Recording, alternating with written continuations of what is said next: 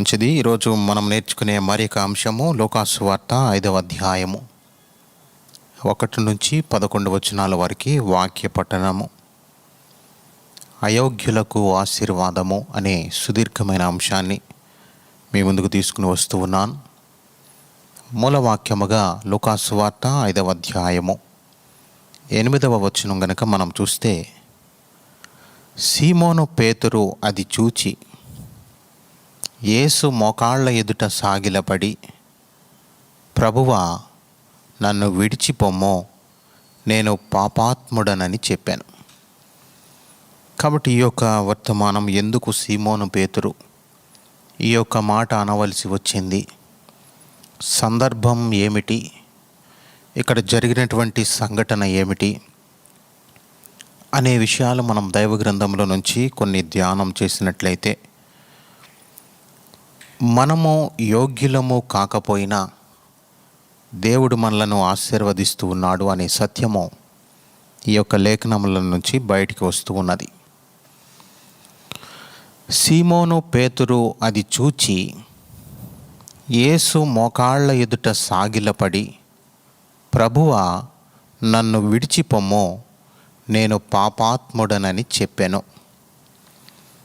కాబట్టి ఈ యొక్క సంఘటన లూకాసు వార్త 5వ అధ్యాయము 1 నుంచి 11 వచనాలు గనుక మనం చదివినట్లయితే కొన్ని విషయాలు మనకి కనపడతాయి.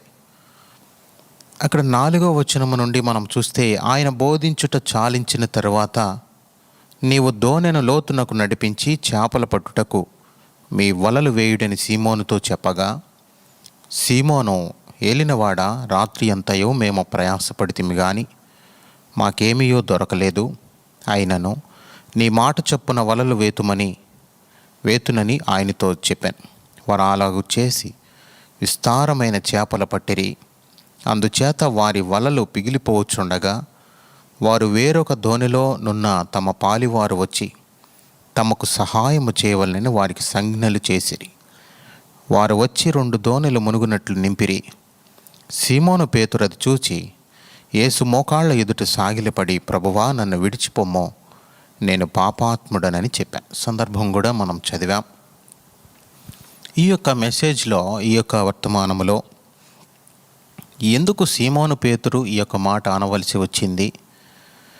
యేసు మోకాళ్ళ ఎదుట సాగిలపడి, ప్రభువా, నన్ను విడిచిపొమ్మో, నేను పాపాత్ముడను అని ఎందుకన్నాడు? సీమోను పేతురు యేసు ప్రభు వారి యొక్క శిష్యులలో ప్రథముడు. మొట్టమొదట యేసు ప్రభు వారిని తెలుసుకొని ఆయనను వెంబడించినటువంటి శిష్యులలో సీమోను పేతురు ఒకడు. అంతకుముందే యేసు శక్తి అతనికి తెలుసు. యేసు ప్రభు యొక్క కృప, ఆయన దయ, ఆయన వాత్సల్యమో, ఆయన మంచితనమో సీమోను పేతురుకు తెలుసు. ఇక్కడ 4-5 విషయాలు నేను జ్ఞాపకం చేశాను. యేసుక్రీస్తు యొక్క శక్తి సీమోను పేతురుకు తెలుసు. యేసుక్రీస్తు వారి యొక్క కృప తెలుసు. ఆయన దయ, ఆయన వాత్సల్యమో, ఆయన యొక్క మంచితనమో సీమోను పేతురుకు తెలుసు. అంతకు ముందే లూకాసు వార్త 4వ అధ్యాయములో 38-39 వచనాలలో సీమోను పేతురు యొక్క అత్త తీవ్రమైన జ్వరముతో బాధపడుతూ ఉండగా యేసు ప్రభువారు ఆమెను స్వస్థపరిచినట్లుగా దైవ గ్రంథంలో చూస్తాం. లూకాసు వార్త 4వ అధ్యాయము 38-39 వచనాలు. ఆయన సమాజ మందిరములో నుండి లేచి సీమోను ఇంటిలోనికి వెళ్ళాను. సీమోను అత్త తీవ్రమైన జ్వరముతో పడి ఉండెను గనుక ఆమె విషయమై ఆయన యొద్ద మనవి చేసుకొనిరి. ఆయన ఆమె చెంతను నిలువబడి జ్వరమును గద్దింపగానే అది ఆమెను విడిచెను. వెంటనే ఆమె లేచి వారికి ఉపచారము చేయసాగెను. కాబట్టి యేసు ప్రభు యొక్క శక్తి సీమోను పేతురుకు 4వ అధ్యాయంలో తెలుసు. ఆయన శక్తి చూచిన తర్వాత యేసును వెంబడించుట మానివేసి మరలా చేపల పట్టుట కొరకు వెళ్ళిపోయాడు సీమోను పేతురు. 5వ అధ్యాయంలో చేపల పట్టుటకు వెళుతున్నాడు. ఈయనకు ఎప్పుడూ ఇదే అలవాటు. యేసు ప్రభువారి యొక్క సేవ ఆరంభములో అదే పొరపాటు చేశాడు. యోహాను సువార్త 21వ అధ్యాయంలో యేసు ప్రభువారు పునరుద్ధానుడైన తర్వాత కూడా సీమోను పేతురు అంటున్నాడు, నేను చేపలు పట్టబోదునని వారితో అన్నాడు. యోహాను సువార్త 21వ అధ్యాయము 1, 2, 3 వచనాలు చూస్తే, సేవ ప్రారంభములో లూకాసు సువార్త 4వ అధ్యాయము చివరిలో ఒక గొప్ప అద్భుతమైన కార్యమును చూచాడు. లూకాసు సువార్త 5వ అధ్యాయములో చేపలు పట్టుటకు వెళ్ళిపోయాడు. మరి ఇంత పరిచర్య, యేసుప్రభు వారి యొక్క పరిచర్య కాలములో ఆయన వెంట ఉన్నాడు, అద్భుతాలు చూచాడు.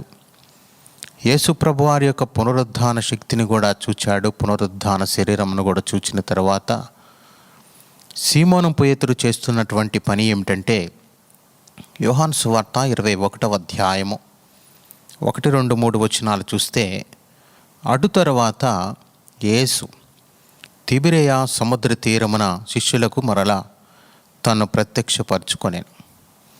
ఆయన తన్ను ప్రత్యక్షపరచుకొనిన విధమేమదేదనగా, సీమోను పేతురును, దిదుమ అనబడిన తోమాయు, గలిలయలోని కానా ఊరివాడగు నతానియేలును, జబదయ కుమారులను ఆయన శిష్యులలో మరి 2 కూడియుండిరి.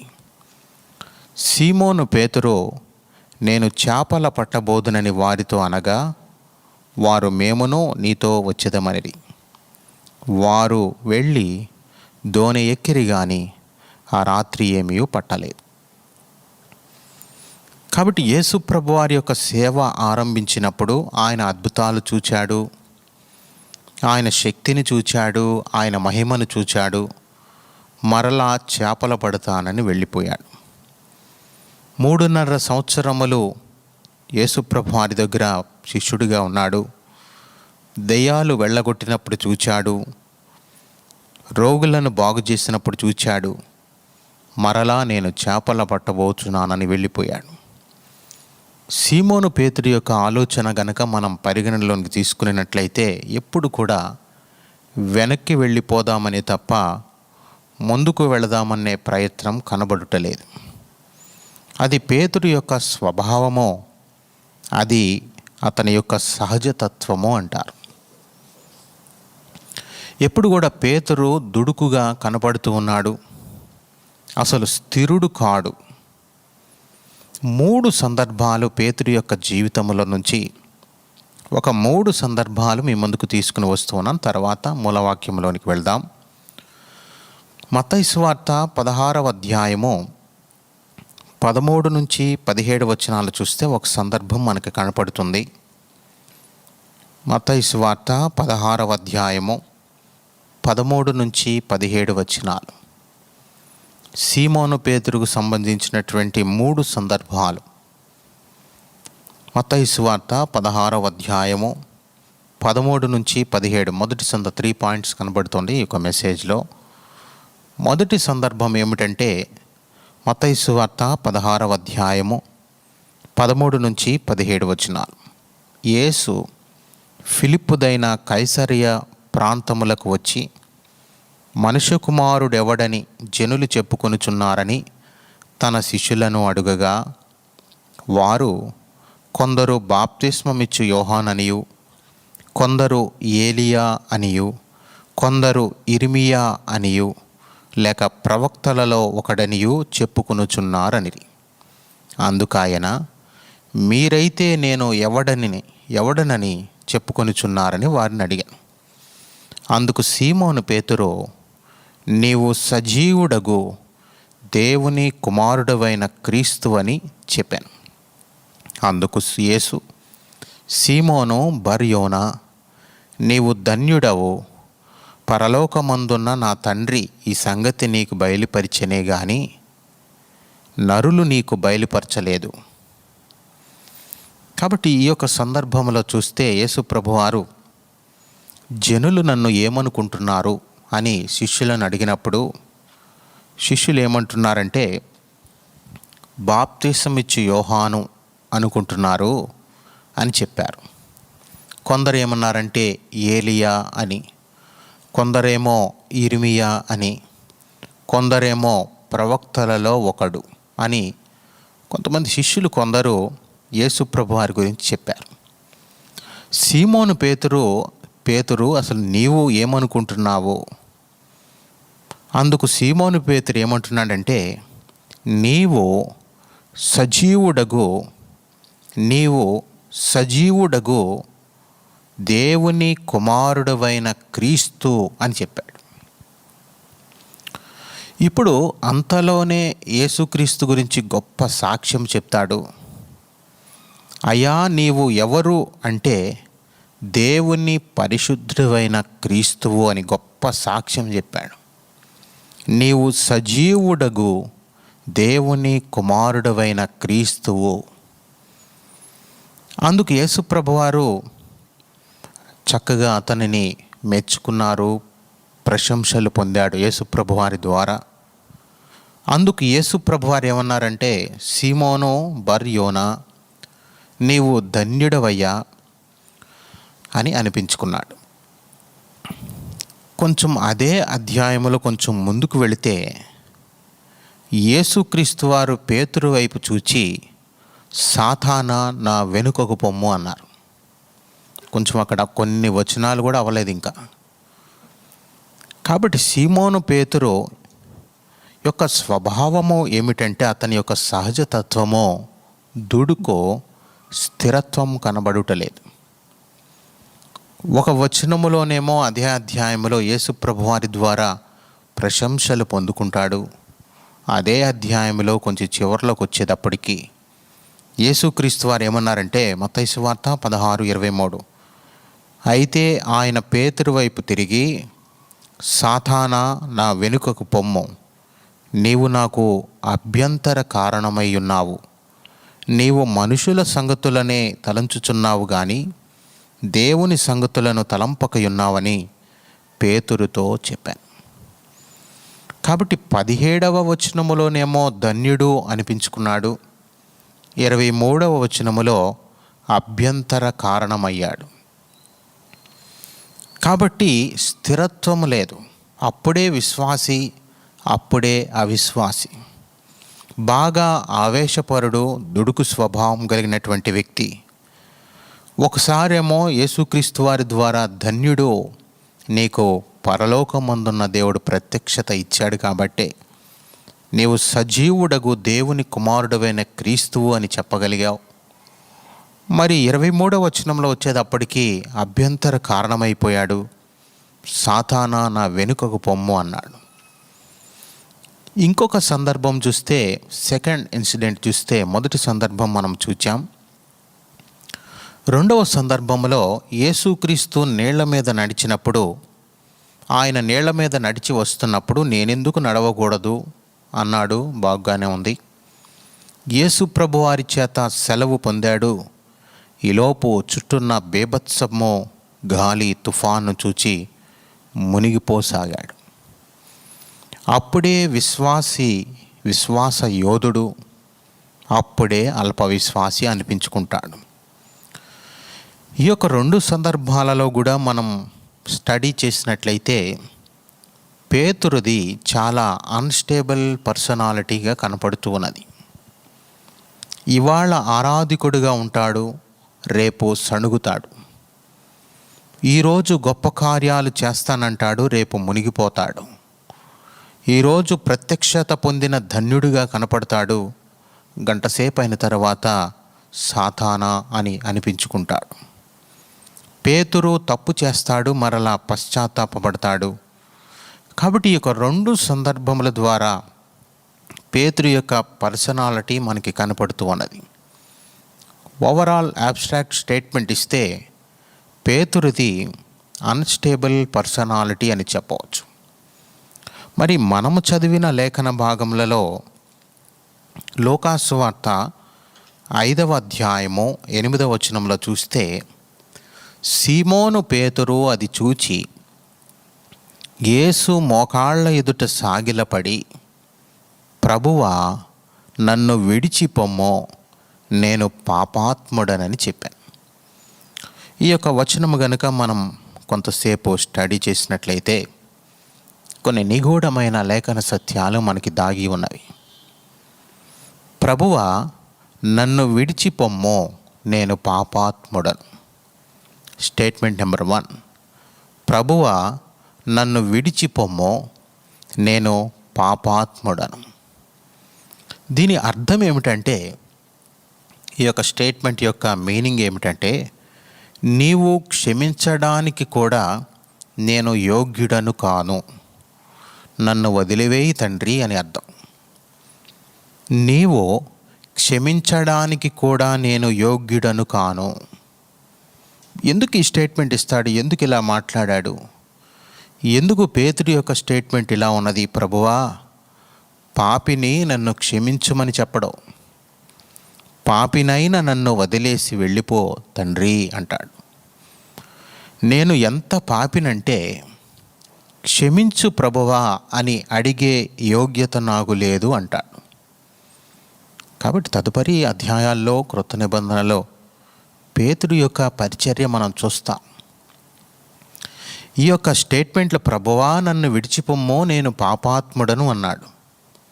నీవు క్షమించడానికి కూడా నేను యోగ్యుడను కాదు అంటాడు. క్షమించు ప్రభువా అని అడిగే యోగ్యత నాకు లేదు. ఎందుకన్నాడు ఈ మాట? నీ మహిమను చూచాను. లోకాసువార్త 4వ అంతకుముందు అధ్యాయంలో, అయ్యా నీ మహిమను చూచాను, నీ శక్తిని చూచాను, మరలా వెనక్కి వెళ్ళిపోయాను. నన్ను చెరదీయడానికి మరలా వచ్చావా ప్రభువా అంటున్నాడు. పేతురు యొక్క వ్యక్తిత్వాన్ని గనుక మనం పరిశీలన చేసినట్లయితే చాలా బాధగా ఉంటుంది. కానీ మన రక్షకుడైన యేసుక్రీస్తు పేతురుని వెంటబడి పట్టుకున్నాడు. That is the beauty of patience and love of Christ. That is the beauty of patience and love of Christ. లోకాసువార్త 5:10లో, అందుకు యేసు, భయపడకమో, ఇప్పటి నుంచి నీవు మనుషులను పట్టువాడవై ఉంటావు.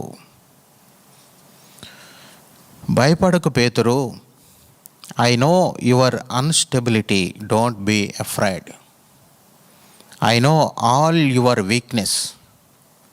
నీ బలహీనతలన్నీ తెలుసయ్యా, నీ అల్పవిశ్వాసము తెలుసు. ఈరోజు ఉన్నట్లుగా రేపు నీవు ఉండవు, కానీ నీవు భయపడవలసిన అవసరం లేదు. But I still love you. కాబట్టి నీ యొక్క బలహీనత నాకు తెలుసు పేతురు, నీ యొక్క అల్పవిశ్వాసము నాకు తెలుసు, నీ యొక్క అస్థిరత్వము నాకు తెలుసు. I know your instability, don't be afraid, but I still love you.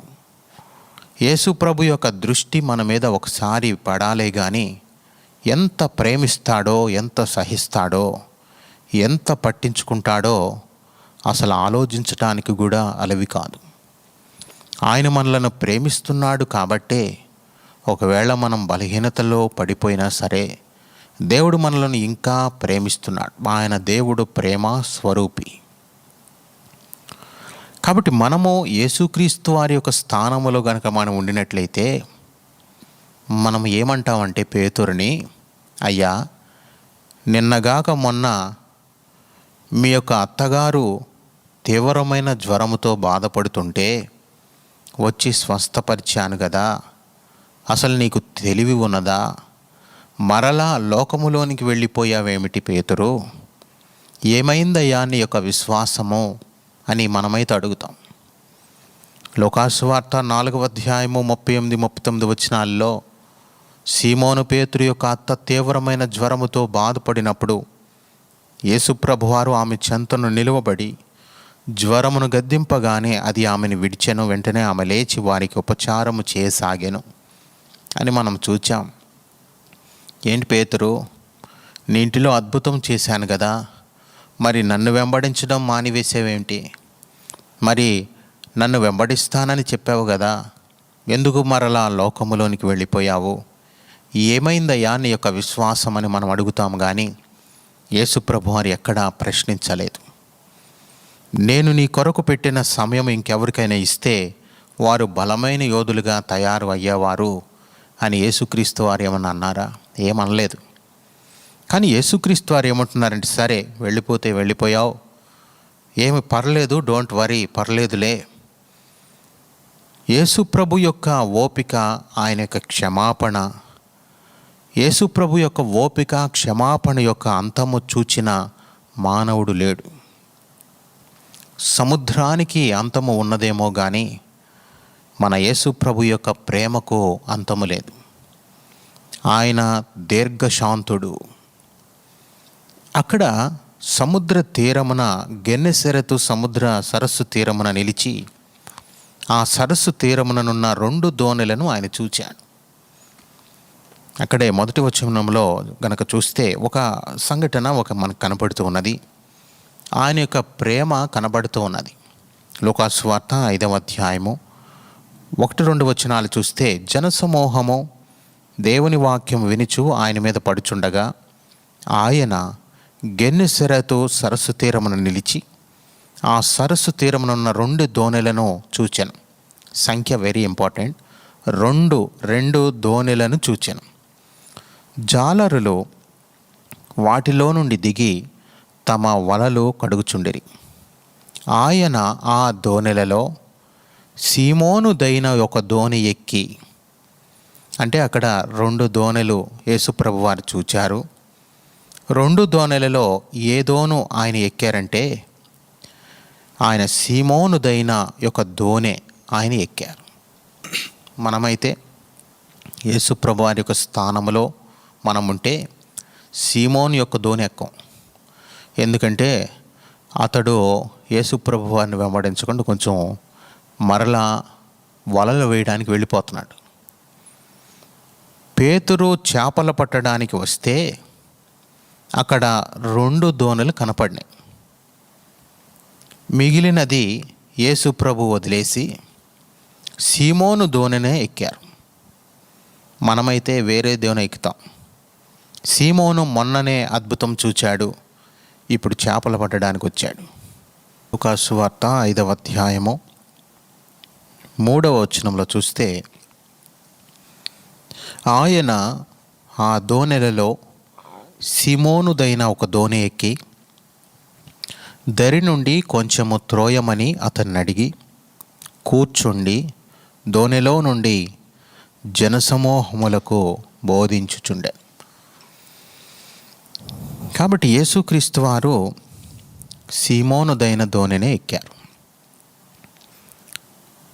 యేసు ప్రభువారు ఏమో వెనక్కి వెళ్ళిపోయిన వ్యక్తిని పిలిచి ఆయన రమ్మని ఆయన దోణి ఎక్కారు. యేసు ప్రభువారు దోణి దగ్గరకు రాగానే సీమోను పేతురు బిక్కుబిక్కుమంటూ చూస్తున్నాడు. యేసు ప్రభువారు ఏమన్నా తిడతారేమో, లోతుకు నడిపించు అని యేసు ప్రభువారు అన్నారు. లూకాసు వార్త 5:5, సీమోను ఏలినవాడా, రాత్రి అంతయు మేము ప్రయాసపడితిమి కానీ మాకేమీ దొరకలేదు. ఆయనను నీ మాట చొప్పున వలలు వేతునని ఆయనతో చెప్పాను. ప్రభువా, నాకు నమ్మకము లేదు, నీవు వల వేయమంటున్నావు కాబట్టి వేస్తాను. వల వేశాడు. వల వేసిన తర్వాత లూకాసు వార్త 5:6, వారు అలాగు చేసి విస్తారమైన చేపలు పట్టిరి, అందుచేత వారి వలలు పిగిలిపోచుండగా. ఇక్కడ ఒక ఇంపార్టెంట్ స్టేట్మెంట్ ఒకటి మనకు కనపడుతుంది.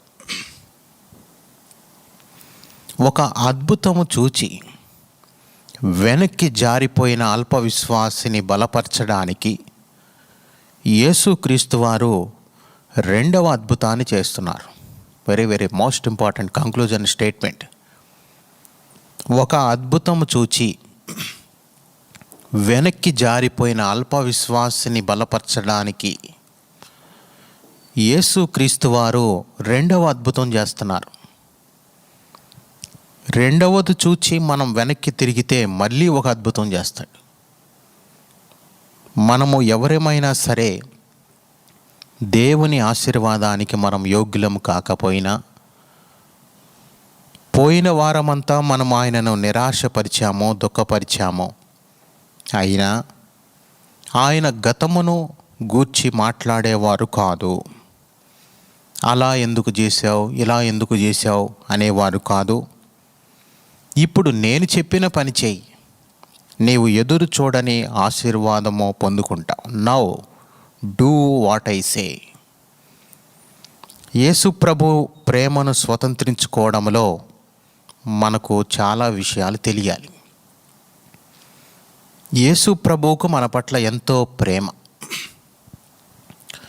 సీమోను పేతురు యొక్క జీవితంలో లోకాసువార్త 4వ అధ్యాయము చివరిలో సీమోను పేతురు యొక్క అత్త తీవ్రమైన జ్వరముతో బాధపడుతున్నప్పుడు ఒక అద్భుతం చూచాడు. ఒక అద్భుతం చూసి యేసు ప్రభువాన్ని వెంబడించకుండా తర్వాత ఏం చేశాడంటే, మరలా ఆ యొక్క వలలు వేయడానికి గెన్నెసెరతు సరస్సు తీరమున నిలిచి ఆ దోణిలోంచి అతడు వల వేస్తున్నాడు. ఇప్పుడు ఒక అద్భుతము చూచి వెనక్కి జారిపోయిన అల్ప విశ్వాసాన్ని బలపరచడానికి యేసుక్రీస్తు వారు మరి ఒక అద్భుతం చేయడం ఆయన యొక్క ప్రేమకు నిదర్శనం. యేసు ప్రభు ప్రేమ మనకి అర్థమో కాదు.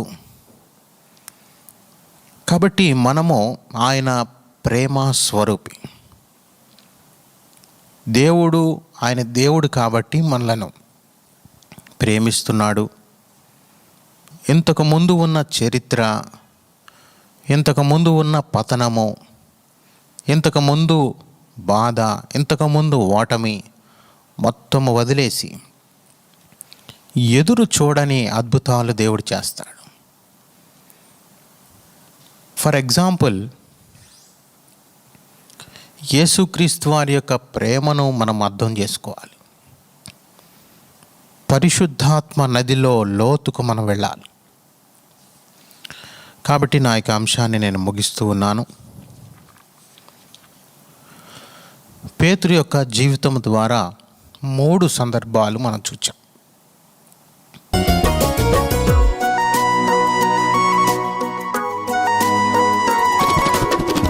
యెహోవా హస్తము బలమైనది, తోడుగయుండునది. యెహోవా హస్తము బలమైనది, తోడుగయుండునది. ఆయన హస్తము మహోన్నతమాయెను, ఆయన హస్తము మహోన్నతమాయెను. సాహస కార్యములు చేసే హస్తము, సాహస కార్యములు చేసే హస్తము. యెహోవా హస్తము బలమైనది, తోడుగయుండునది. యెహోవా హస్తము బలమైనది, తోడుగయుండునది.